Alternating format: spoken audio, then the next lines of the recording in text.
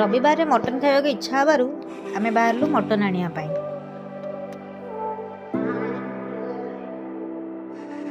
Mutton होउची किछि देसी धनिया पत्र न नेले तार मजा नहीं, सेतिपाई आमे किछि धनिया पत्र नै। या पर पियाज अदा रसुण को आमे मटन काढ़ी एथेरे किछि लूण हळदी गुंड लंका गुंड धनिया गुंड एवं सोरिष तेल पकाई गोळेबा।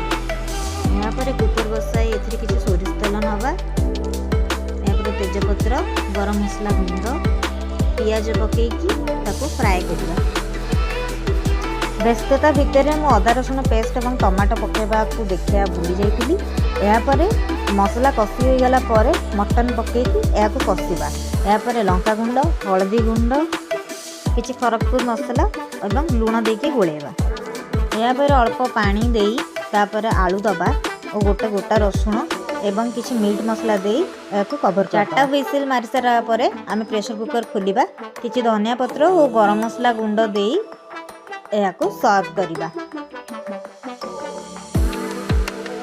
प्रस्तुत हो गला हमर मटन झोल एवं ता सहित उषुना भात और दही रायता।